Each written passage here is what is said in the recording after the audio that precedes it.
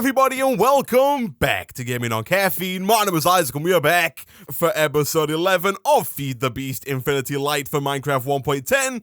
Last episode, we worked on a couple of things. We were actually kind of all over the place during the last episode, but we did work a little bit on the Deep Resonance mod. We got our generator up and running, which is now using, I guess, just this crystal to generate power. Right now, it's offline, so it's not doing anything, but if I flick this lever, it does start using this crystal to generate 53 redstone flux per tick. I'm going to turn it off for now, because we don't really need it online, and it does only have 10.3% left in its charge there, so it is going to run out pretty quickly. But we were trying to get enough power to get the induction furnace that we also made last episode up and running at a reasonable speed to try and get the ore processing moving a little bit quicker, because again, if we look at this chest, it is full to the brim, and we've probably got a backlog over here as well. We have as well. I'll get to this in a second, but right now it's offline because we don't have enough power to keep it going, even with the crystal downstairs online, so there's no point in turning either of them on. But one thing that I have changed with this setup is now you'll notice that there are no transfer nodes, there are no hoppers. It's all nice and compact. Basically, everything goes into the macerator through this hopper, into the top there. Once it gets turned into crushed iron, the auto ejector upgrade puts it into the induction furnace, then it gets smelted, and then again we have another ejector upgrade which then puts it into this chest on the top here. And like I mentioned last episode, eventually I plan on putting one of the import buses from refined storage onto that chest so that all of the ingots automatically get sent back around and into the system over here. So that's all been changed. Also, you'll notice that over here, the trash can has been moved. So you'll notice first of all that I can open up this Enderlink chest, which is something that I couldn't do last episode because of the fact that we put a logistical sorter on top of the Enderlink chest. Now, the reason why I've moved it is because it wasn't working. For whatever reason, the logistical sorter and also the basic logistical transporters for Mechanism in general don't like piping into the trash can. I don't know if it just doesn't classify this as an inventory or what, but it didn't like doing it. It wasn't putting them into the trash can. Stuff was just getting backed up inside of the Enderlink chest. And so what I've done, I've created an exporter, and basically what we can do now is if we grab the marble and the limestone that is clogging up our system, we can go into the exporter, and there are a bunch of slots here to select which items from within the system you want to export, in this case to the trash can. I want to get rid of all of the limestone and all of the marble, and now if we come back over into here, you can see that one by one, all of the marble and all of the limestone is getting taken out of the system and just voided into this trash can over here so that we don't have to deal with it. It was becoming quite a bit of an issue because you'll see here the system is pretty full over here. We do have a backlog of stuff waiting to go into the system, most of which is marble and limestone. So that is going to go into the system, but it's going to get taken straight out and thrown into the trash can. And that leads me to the final thing that I've changed since the end of last episode, and that is to do with our builder over in the mining dimension. So you may have noticed that we weren't getting a lot of redstone, a lot of diamonds, lapis, anything gold, any ores from really low down, and I was thinking that it was just kind of working its way there from the top downwards, but that's not the case. That's not what it was doing. What it was actually doing is going down to Y level 35 and then stopping. It wasn't going below Y level 35 because I had configured the quarry card in the middle here wrongly. So if we take this out and we give it a quick right click, you'll see that we have the X coordinates, the Y coordinates, and the Z coordinates. And basically what I did before is I pressed F3, I looked at our Y coordinates. We are currently at Y level 70, and so I typed in 70 on the Y coordinate, assuming it would just work downwards from where it is now to Y level 0. That's not how it works. It works in both directions. So basically what it was doing, when I put in 70, it was doing 35 above and 35 below, which is why, like you'll see some of these trees over here have just been completely replaced with dirt, because it was working upwards as well as downwards. And so it was going all the way down to Y level 35 and then jumping back up to Y level 115 and then working down again. It wasn't actually getting to those really low points. And so what we have to do is switch it to 140. So now it goes 70 up and 70 down, and we'll actually reach all the way down to the bottom. So let's go ahead, flick that back on. You will see we are now getting ores like the resonating ore, like silver ore, like redstone, which is going to come in really useful later on down the line because we are going to start working now towards creating our own crystals. With the Deep Resonance mod, like I mentioned last episode, you can create your own crystals. Now, we're not going to create them today, but we're going to start working on a bit of a foundation that's going to allow us to create our own crystals. So basically, the way that it works, if I'll quickly get inside here and type in Deep Resonance into JEI, over here, there is a block called the Smelter. And basically, what you have to do is you have to get a tank from Deep Resonance and a smelter from Deep Resonance. You put the tank underneath the smelter, you put that resonating ore that we were just seeing over here, this stuff, you take the resonating ore, you put it into the smelter, and it will smelt that down into resonating crystal liquid if you have a lava source in the tank below it. But there is a bit of a catch. If we come over here, there is a Deep Resonance manual that you can look at if you want to figure out kind of like how to do all this stuff very quickly. What are we missing? We're missing string? Really? Do we have any leather? We do. Okay, cool. Let's go ahead and make this. And if we open this book up, that book's massive. If we open this book up to the smelter over here, you'll see that it says to use a smelter, you need a tank below it filled with lava and a tank above which will be filled with RCL. RCL is this resonating crystal liquid. It's kind of the liquid form of the crystal that you're then going to make later on in, I think it's called the crystallizer. Yeah, the crystallizer over here. But if we keep going down a little bit, you'll see it says the smelter works best with the lava tank filled between 40 and 60%. More lava will increase the operation speed, but if you use too much lava,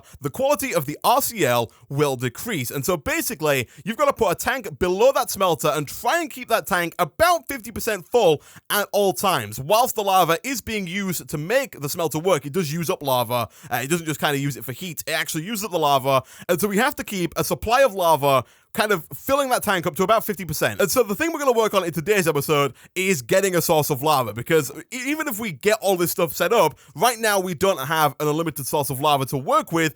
We could go over to the little puddle nearby, just get a bunch of buckets and start making crystals, but it takes quite a lot of lava and quite a bit of time to actually get a full tank worth of RCL, which you can then use to make one crystal. And so we would be better suited to try and get an unlimited source of lava so we can then leave it running, making multiple crystals over a longer period of time. Now, there are a bunch of different ways that we can get lava in the mod pack. There are pumps, for example, like Mechanism adds a pump. I think Industrial Craft 2 adds a pump. RF Tools might add a pump. I'm not quite sure about that. But we could get a pump. We could go to the nether. We could put the pump down, suck up a bunch of lava, bring it back to the overworld, and boom, pretty much near infinite lava, because there are some massive lakes of lava in the nether. But we've done that before, and I want to kind of mix things up a little bit today. And so today, I'm going to try and generate an unlimited source of lava using Forestry bees, which is something I've never done before. I'm usually not a huge fan of bees, but I've been playing around a little bit in a single-player world, and it's not too hard, actually, to get bees up and running, especially with the Gendustry mod installed, which we do have. And so,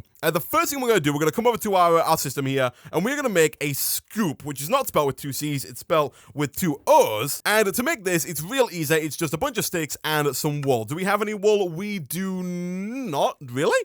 Okay, in that case, then we're going to grab ourselves a set of shears. I did go out and cut down a couple more trees between episodes because we were running really low on oak logs. I do want to set up an unlimited tree farm at some point in the near future, but again, much like with the lava, I want to do it in a slightly different way to how we've done it in the past, and so that's going to take a little bit more prep, and it's something that we're going to worry about in the future. For now, where are all of the sheep? I'm looking at the minimap, and there is nothing on there. I don't know if the map's been updated to not show animals. I think it has, because I can't see this pig on the map, but the question remains, are there any sheep around? Alright, here we go, mountain sheep. For some reason, there are no sheep around us, but there are a bunch of sheep up here on this, ginormous hill that's right behind our house.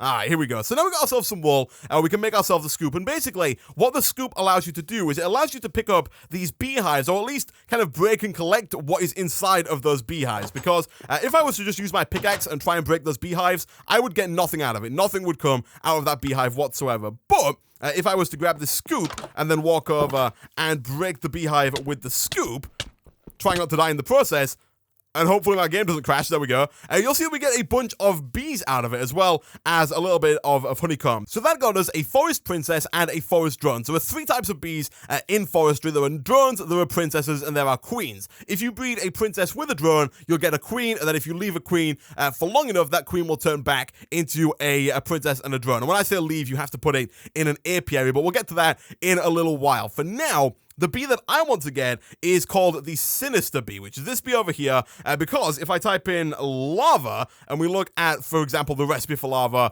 and we go across a little bit, you can see that in a squeezer, if we combine phosphor with either cobblestone, red sand, normal sand, or dirt, we get lava. And then if we look at the recipe for phosphor, we can get phosphor in a centrifuge with a simmering comb. And a simmering comb, you guessed it, is made by a sinister bee. And so in today's episode, I want to try and get that sinister bee. Now, unfortunately, unlike the forest bee that we just got, sinister bees don't live in any of the hives that are just kind of naturally spawning in the world. You have to breed bees together to get the sinister bee. So thankfully this is now built into JEI. So basically, if you want to get a sinister bee, you have to breed a modest bee, which is one of the ones you can find in the world, with a cultivated bee, which is one that you can't find in the world. And the best way to know if you can find something in the world, you can look at the wiki, I'll show you all of them. But most likely, if you click on a bee and it doesn't show you another recipe, that probably means that it's available in the world somewhere. So if I try clicking on the modest drone, it does not show me a recipe. If I click on the cultivated princess, it shows me that I need a forest drone and a common princess. So you'll see there are multiple different ways to make a cultivated queen. Basically, it's any common bee with any kind of bee that you would find in the world. So you'll see here we got common plus modest, common plus tropical, which you can find in jungle biomes, wintry, which you'll find in snow biomes, marshy, which you'll find in marsh biomes, forest is just in kind of like forest biomes, meadows. I think I'm also kind of in this forestry biome, maybe plains, I'm not quite sure. But you'll see there are a bunch of different ways to do it. So those are all basic bees. And then finally, the common princess is made by combining any two basic bee. Any two bees you would find in the world that are different. So I couldn't combine my forest princess and my forest drone. That wouldn't work. But if I get a forest princess and a meadows drone, that will work just fine. So what I'm going to do now, guys, I'm going to go away for a bit. I'm going to try and find as many beehives as I can. Now, Pam's Harvest Craft also adds some beehives. These are not the beehives that we're after. These don't do anything. I don't know if they contain anything, actually. Let me check. Oh, it did contain a bee. A queen bee. I don't know how these work. I've never played... Oh, I can just craft it into royal jelly? Is that... No? I don't know how the Pam's Harvest Craft bees work, but we're not working with those, and we're working with the forestry bees. I thought I saw some more around here. The easiest way to find these, by the way, is usually to fly around at night, because at night they do give off like a little bit of a glow, and so finding them in the dark is actually much easier. You'll see we've got another one over here. So let's go ahead and quickly break this. I said I was going to go away, but I don't actually think that I need to. So we've got ourselves a forest princess and a forest drone, as well as a meadows princess and a meadows drone. So if we head on back to our base here, what we're going to do now is we're going to try and breed two of those together to get ourselves one of the common princesses. I think it's common anyway. Let me look at one of these sinister bees again real quick.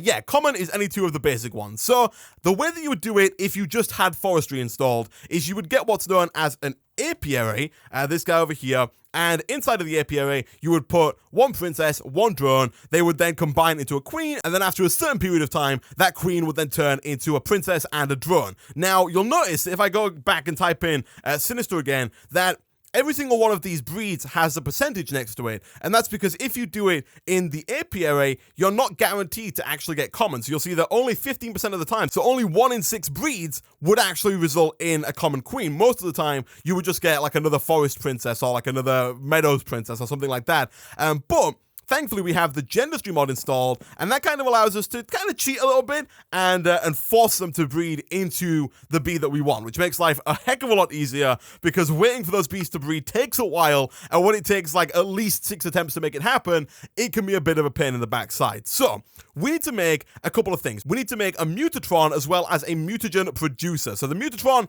looks kind of scary, but it's actually fairly easy to make. We need some bronze. We need 3 of these bee receptacles, which are just more bronze, a little bit of glass, a weighted pressure plate, which is just some gold. I'm not quite sure how much bronze we have, but we can definitely go ahead and do something like this. We do definitely need to increase the amount of storage in our system because it's not letting me put certain things in. But we'll grab a bunch of bronze, we'll put that back in the system, and then let's go back over here. Let's make ourselves 3 of these bee receptacles. We do, of course, need to make 2 more of those weighted pressure plates. There we go. And let's get 2 more of those bee receptacles. Now we've got 3 of those. We can go ahead and craft up the power module, which is 2 pistons, 4 bronze gears, which I think we might be able to make with iron. No, I was hoping we could do 4 bronze and 1 iron in the middle. That does not seem to be the case, which is fine. We can do it the old-fashioned way with a cobblestone gear. So let's just grab a bunch of sticks, throw those in, and then let's see. Actually, pistons should be fairly easy. There we go. And then let's grab 4 of these. 1, 2, 3, 4. I was hoping we had enough sticks there. Didn't think we were going to, but thankfully we did. And then 1, 2, 3, 4. And finally, we should be able to combine all that stuff together to get the power module. And other than that, we need the Mutagen tank, which is just some glass panes and some tin, all fairly easy stuff. Let's go ahead and make one of those. Now, all that we're missing is the sturdy casing, which is just a bunch more bronze. And finally, the genetics processor, which is the most expensive part of all of this. 4 diamonds, 2 redstone, 2 nether quartz, and 1 ender pearl. Boom, there we go. And now we can combine all of that together to get the Mutatron. Nice. So, pretty expensive machine. What makes it so expensive? So, if you come on back over here, what I'm going to do is I'm going to put this like right here. I'm going to switch this up a little bit. My game's freezing quite a bit today. I'm not quite sure why. But we're going to change this. We're going to make the back here the output, so the power's going to come out of here. And we're also going to make the side an output because I don't want any of the power going round into the rest of the machines. I kind of want it focusing on the B stuff that we're going to be working on over here. So do we have any more basic cables? We do. Let's go ahead and put this down right about there. The reason why I didn't put it right here is because this is where our mutagen producer is going to go when we make that in just a second. So if we open this up, this is what this looks like. You can see it is gaining power. If we go ahead and just whack this thing on real quick, you'll see that the power does start to fill up inside of the Mutatron there. Again, I'm going to turn it off though because this thing is running out of power real quick. We've got to be a little bit conservative with that.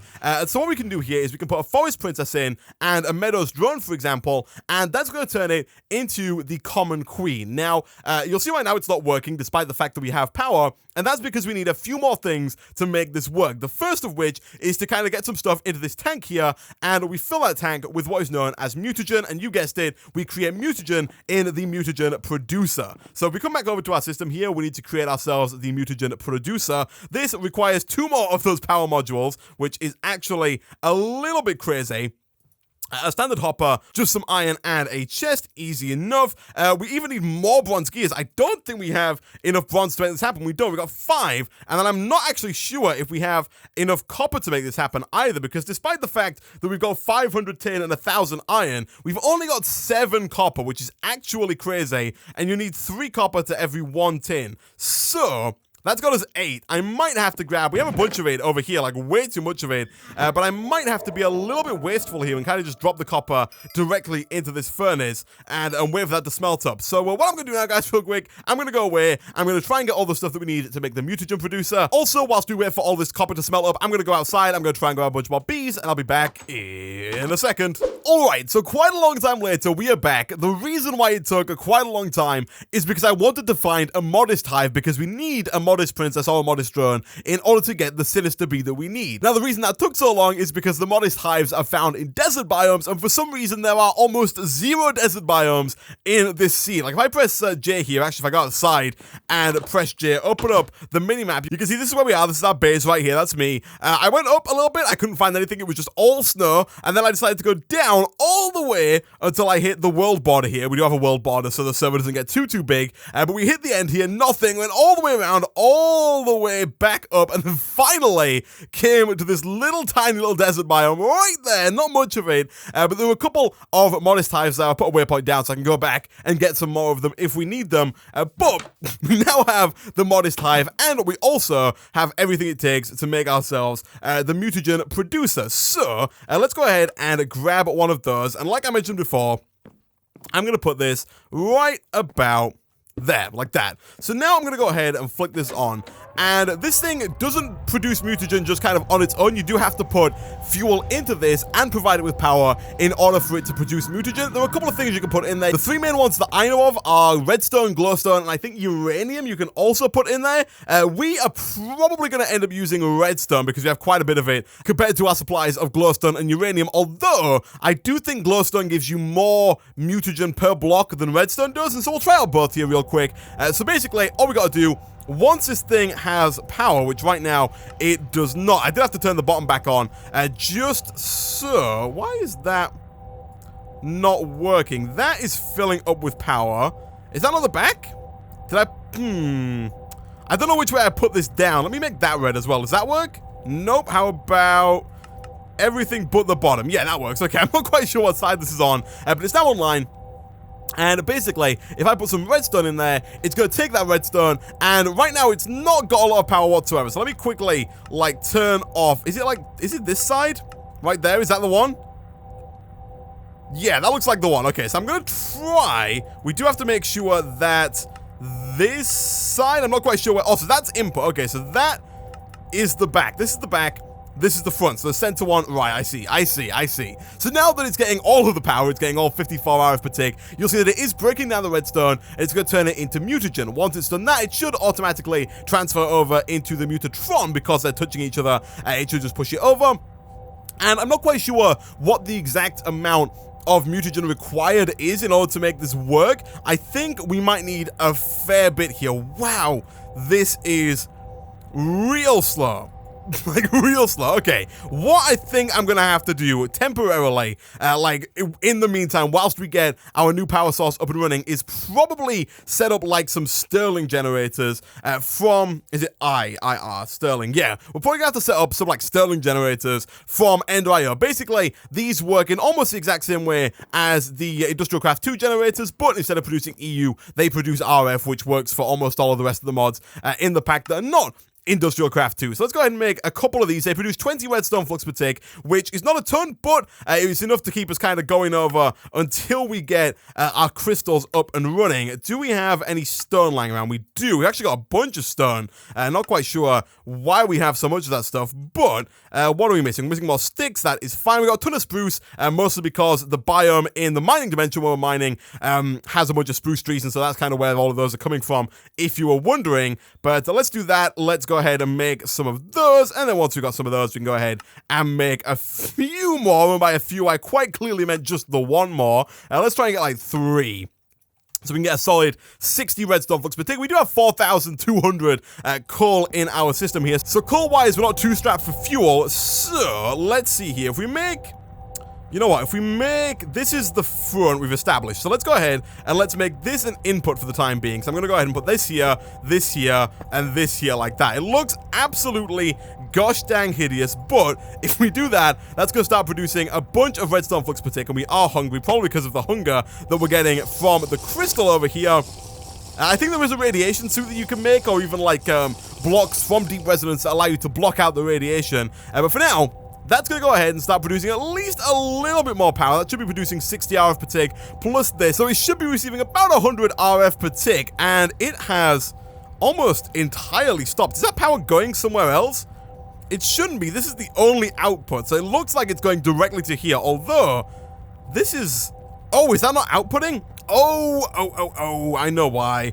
It's probably the same problem we've always been having. We need to get our configurator and do something like this. Switch it to energy mode. Pull, and pull? No? Do I have to set this to output as well? You can configure IO on this, and if I set the back, I guess, to output, like that, push. Does that work? No, that also does not work. I set this to pull, right? Pull. Into the energy cube. I have no idea why that doesn't want to work. That is very weird. Let me try something here. If I do this, and then I make the top here an input, does that work? And then I set this to push to the bottom. That works. That's draining out and putting it in there, but for some reason, it doesn't want to go through the cables?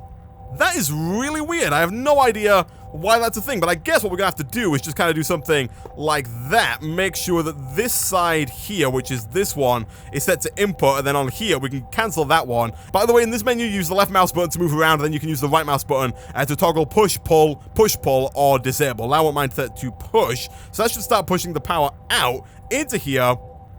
I have no idea how much this thing like maxes out. I don't know what the max amount of redstone flux that can use. Let's also go and switch this to wrench mode, and I'm gonna move this one as well, just to try for the time being to get as much power as is possible going directly into that mutagen producer. So that should now be pushing. This side is set to input. Is it going down? It is. Cool stuff. All right. Is this backing up on power yet? It's not. So this thing is apparently capable of using far more than 100 redstone flux per tick. Our crystal is about to die, though. It's on 0.1%, and this thing is about to become almost entirely useless, which is just fantastic. So what I'm going to do, guys, I'm going to go away. I'm going to wait until probably all 3 of the blocks of redstone and probably all 4 of the blocks of glowstone have been turned into mutagen, and I'll be back in a second.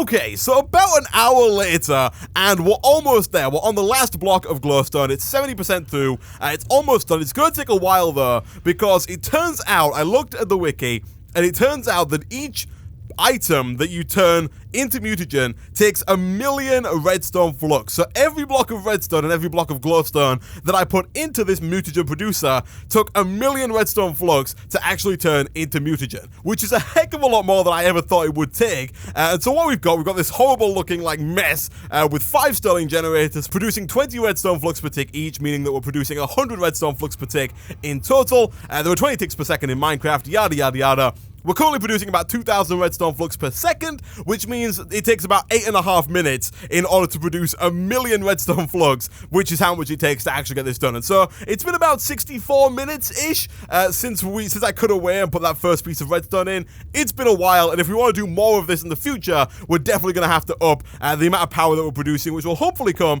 fairly soon with the new crystals. But now that we've got enough mutagen in here, all we need to do is fill this slot at the top, and the mutatron will start working. And so for that, we need to make what is known as genetics labware. If we come over here to our grid, actually I'm going to go to sleep real quick, because otherwise, if the solar panels aren't working, our system shuts down pretty quickly. So let's come back over here, and we need to make what is called genetic labware, this stuff over here. And basically, every time that you breed 2 beasts together, it's going to use up one of these genetic labwares. You can see you get 16 at a time. It does cost a diamond, so it's a little bit expensive, but as of right now, it's nothing that we can't handle. So if we come back over here and we put these in at the top, this should actually start working. So it used 1,000 millibuckets of mutagen. By the way, you do get more from redstone than you do from glowstone, but per piece of glowstone, the glowstone's worth more, if that makes sense, because it only takes 4 glowstone to make a block, whereas it takes 9 redstone to make a redstone block. And you see it's done. We got a common queen. Pretty cool stuff. Now, if we go back over to the sinister again over here, you'll notice that to get sinister, we needed cultivated. To get cultivated, we need a common princess and a forest. And you'll notice right now we've got a common queen. So we need to turn that queen into a princess and a drone. And we do that, as I mentioned way back at the beginning of the episode, in an apiary. Now, if I was to put this in a standard apiary, it would take a very long time in order for it to turn into a princess and into a drone, and it would also have to be outside. I'd have to put it like around flowers. It's a whole thing. And so instead, we're going to jump right over to Gendustry, and we're going to make the industrial apiary, which is just missing one of those. Let's go ahead and grab this guy. And this thing is, like the name suggests, an apiary that runs on power. It's Gendustry. It is a mechanical beehive. So what we're going to do now, we're going to get rid of this mutagen producer because it is pretty much done. We'll get rid of that, and we'll stick down the industrial apiary. Now, thankfully, this thing only uses 20 RF per tick, which is fine because we've got just 1 sterling generator.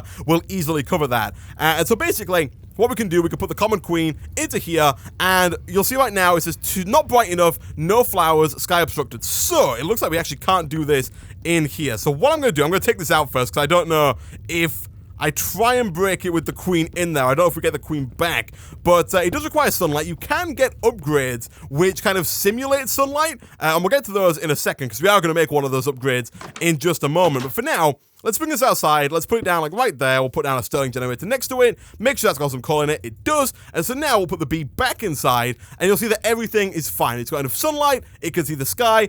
They might need flowers. I'm not too sure. There is 1 flower nearby, but I don't know if it does need it in the industrial apiary, but don't quote me on that. And now what's going to happen is it's very slowly going to work through this 100% bar, and then once it gets to the end, we're going to get a couple of honeycombs, and we're also going to get the princess and the drone. And when I say honeycombs, let's have a look. Use. What can we use this for? We're going to get a 35% chance of getting a honeycomb. So that's how that works. You can see it's going very slowly, but like I said, there are upgrades that we can make. And if we come on back over to the crafting grid here, and we type in, I think it's lifespan, and we go to the last page, yeah, there is a lifespan upgrade which decreases the lifespan by 33%, basically taking 33% less time in order for the bee to go from queen to princess and drone. So to make this, we need 2 of these fermented spider eyes. You may have noticed that I had some mushrooms in my inventory. If you want to get brown mushrooms, the nether is your best friend. They're all over the place. So let's go ahead and grab some sugar. Unfortunately, we don't have enough to make more than 1 of these. We've only got 2 spider eyes. You can put up to 4 of them in to make it significantly faster than it would normally be, but unfortunately, like I said, we've only got 2 fermented spider eyes, so we are going to have to deal with just the 1 for now, but it should make things significantly faster. You can see it just jumped from 10 to 20% there. And so what I'm going to do now, guys, I'm going to go away real quick. What we need now, we've got the common. Once this is done, we'll have the common princess. We can then breed that with the forest to get the cultivated. Then we're going to put the cultivated into this industrial apiary as well. Wait until that cultivated gets to the cultivated princess, then combine that with our modest drone, and that will get us the sinister bee. So I'm going to go away. I'm going to wait until we have the common princess and the common drone, and I'll be back in a second. And finally, once that's done, you can see we got 1 common princess and 2 common drones. So again, we can now come back and pretty much repeat that process for the cultivated queen, which we're gonna get right now. So we'll put in the common princess with a forest drone. That's again going to use one of those genetics labware. Thankfully, this is like the only machine of the bunch that is actually quick, and very shortly we should get ourselves a cultivated queen. And we do. The reason that we're using the Mutron for this, I think I mentioned it earlier, but it basically guarantees us that they will breed to form the bee that we're after. What we would normally do is in an apiary, I could put in a common princess and a forest drone that would turn into a common queen that would then potentially be turned into a cultivated princess once you go to the other side. But with the Mutron, you're pretty much guaranteeing that you will get the bee that you're after, and you don't have to deal with any of the percentages, which is why it requires 1,000,000 redstone flux in order to produce any of that Mutron. But again, now I'm going to go away. I'm going to wait until this cultivated queen turns into a cultivated princess and a cultivated drone. Once that's done, we're going to go back over to our Mutatron. We're going to combine up our cultivated princess with one of our modest drones, this guy over here. That's going to get us the sinister queen, and then the sinister queen is what we're after, because the sinister queen, when we put that in here, that's going to start making those sinister combs. I can't remember, I don't think they're called sinister combs. What are they called? They're called simmering combs. They're going to start making the simmering combs, and then what we're going to start to use to produce the lava. Now you can kind of upgrade the apiary more, by the way. If I type in, I think it's production. Yeah, you can make these production upgrades. You can put 8 of these in at a time, and you'll see it says production plus 20%. And so if we put 8 of those in, we're going to get a bunch more of those combs for every cycle, as opposed to just a small 45% chance. And so the plan is basically, it is getting dark, and the apiary does only work during the day. So let's go ahead and sleep real quick. But the idea is that what we're going to do is, between episodes at some point, I'm going to go and get a bunch of these sinister bees. I'm going to do the same process I've just done over and over and over again to get a bunch of sinister queens. We're going to set up a bunch of apiaries, and we're going to try and fill those apiaries with these production upgrades. It is going to take a bit of work because we need royal jelly, which is a bit of a pain in the backside to get. But once we get a bunch of those up and running, we'll get a bunch of those simmering combs, and we can use all those simmering combs to make a bunch of lava. And hopefully we'll get a nice unlimited source of lava. It's a bit of a long-winded way to go about it, but like I said before, I kind of want to do things a little bit differently every now and again, and this kind of fits the bill of a different way of trying to get an unlimited source of lava. But like I said, I'm going to go away. I'm going to continue to wait for this to finish. I'm going to breed the beast together, get the sinister queen, and I'll be back in a second. And there we go. Finally, after all of that, we've got our sinister queen, which, like I mentioned before, if we go and put into our apiary, I don't think is actually going to work right off the bat, because certain bees do require certain different environmental factors. For example, you'll see this one, it says it's too cold, it's too humid, and there are no flowers. Now, what this one means, the sinister bee, this requires it to be much warmer. You can put it in the nether to make it very, very warm. It says it's too humid, which means there's too much water in the air. Again, the nether would fix that. And then flower-wise, it wants nether wart. Now, we could move this to the nether, and that would work just fine. But what we can also do, again, if we go back to gender stream, we go over to the upgrades, which are over here, we can get a heater upgrade, which increases the temperature by 25%. And actually, I think we can make that fairly easily. Let's see if we can make 2 of these little like upgrade modules here, because I think we might be able to make all of these. So let's go with a heater upgrade. That's going to increase the temperature. We can go with the dryer upgrade. That's going to go ahead and bring the humidity down just a little bit. Do we not have any sand? And we are also, again, out of bronze. That is crazy. Let me quickly do some more of this. Thankfully, now we have quite a bit of copper, which kind of circumvents that a little bit, but really we got no sand whatsoever. All right, let me quickly go and get some sand. All right, here we go. Now we got some sand. We can go ahead and make the dryer upgrade, and I think if we put both of those in, that should get rid of those, oh, there we go, those little warning marks. I think that should make it hot enough, and it should make it arid enough. It still says too humid. I might have to put like another one of those in, maybe. But if we go and grab some soul sand real quick and get some nether wart, I think we should have both of those. We don't have any soul sand? Wow, I am woefully unprepared for this. All right, let me go and grab some more sand, guys. Let me see if I can make some more of those dryer upgrades. Let me also go and grab some soul sand from the nether, and I'll be right back. Alright, so a little bit of playing around later, and it looks like we need 3 dryer upgrades in order to get the humidity down enough to where it no longer gives out the too humid warning. And then finally, I think we only need the 1 nether wart here, but just to be safe, I bought a couple of extras that should, I think, go away pretty quickly and say no more flowers. We might have to, like, bone meal this a little bit, try and get it up to a... Oh no, there we go, it's done. It's done. So there we go. This thing is gonna hurt us if we get too close. You'll see that I did take damage too close to this apiary, so we do want to stay back. You can get a beekeeper's suit if I type in B here, if we go over a few pages. It might not be called that. Let me see here. If I type in at Forestry, we should somewhere have... Yeah, here we go.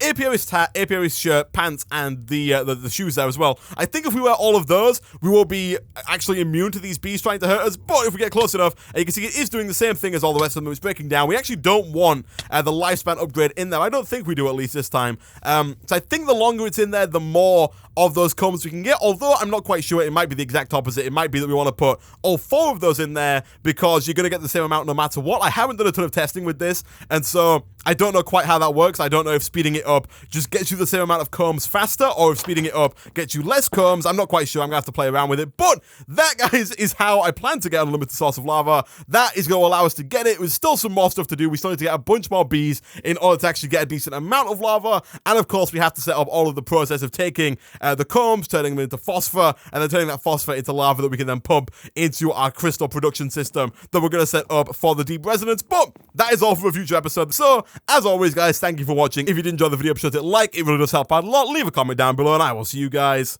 next time.